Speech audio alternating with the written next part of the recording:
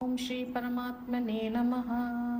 यतो यतो निश्चरति मनश्चञ्चलमस्थिरं ततस्ततो नियमेद्भयतात् तत्यमेनेव वंशं नयेत् प्रशान्तमनशं हीनं योगिनं सुखमुत्तमम् उपैति शान्तरारजसं ब्रह्मभूतमकल्पसम्।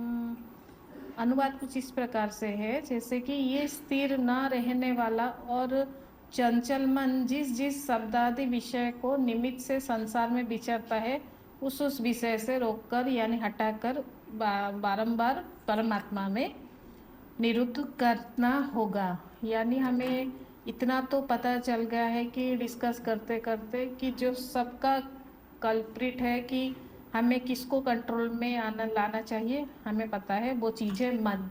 अगर हम मन को कंट्रोल में ले आए तो सारा ये जो प्रोसीजर है वो आहिस्ता आहिस्ता आपके जो कंट्रोल में आने लगेगा। यानी जो निरंतर विषय में डूबता रहता है, भौतिक चीज़ में आपको आकर्षित करता रहता है, वो आपको केंद्रित नहीं करेगा और आपका मन धीरे धीरे करके वो कंट्रोल होने लगेगा।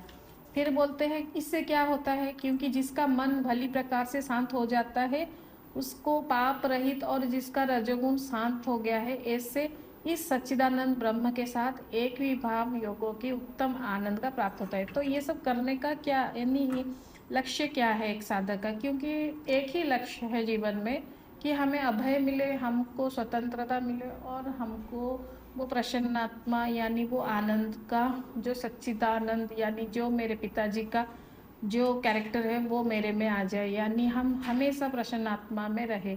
यानी जो सुख के बारे में मैंने कई क्लास में बताया कि सात्विक सुख, राजसिक सुख और तामसिक सुख, फिर ऊपर उससे जाके जो नित्य सुख है, जो भक्त का जो सुख प्राप्त होने से कभी आता है लेकिन जाता नहीं है, वो सुख के बारे में यहाँ पे बोले गए हैं भगवान।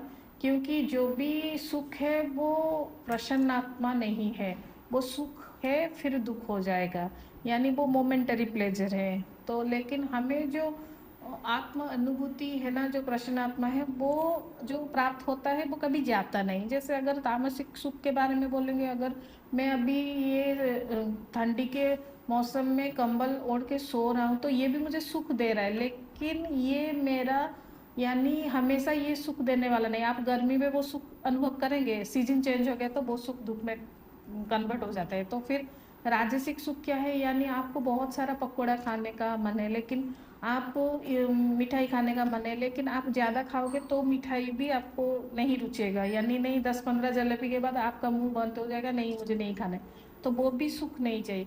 फिर क्या होता है ना, सात्विक का सुख। सात्विक का सुख यानी योगा करके मुझे सुख मिलेगा। आज अच्छा योगा नहीं है तो मेरा अभ्यासगत जो सुख है वो मुझे सुख नहीं दे रहा है, नहीं। लेकिन जो निर्गुण सुख है वो जहाँ भगवान यहाँ पे बोल रहे हैं जो साधक को इस सुख में, यानी जो आत्मा में रमण करके आप भजन करके जो रमण कर करके आपने वो सिद्ध यानी वो अवस्था को प्राप्त कर लिया है कि आप जिस भी परिस्थिति में रहो आपका मन आपका कंट्रोल में है, आपको कुछ चीज़ की ज़रूरत ही नहीं। यानी वो मिले भी सही वो ना मिले भी सही, यानी आपका मन उस विषय में भागता नहीं है। तो उस चीज़ के बारे में यहाँ पे भगवान बोल रहे हैं। और ऐसा मेरा प्रयास है कि हर साधक को ऐसी स्थिति का प्राप्त हो, लेकिन इससे पहले थोड़ी मेहनत लगती है। तो आप ज़रूर ये आत्मसंयम योग को अध्ययन करते करते थोड़ा थोड़ा प्रैक्टिस करते, जब तब साधना रूप ध्यान लीला वर्णन शास्त्र अध्ययन और थोड़ा प्राणायाम आसन सब चित्त शुद्धि करके आप निश्चित ही वो जो सुख है प्रसन्न आत्मा का जो यात्रा है आपका द्वारा संभव हो सकता है। धन्यवाद।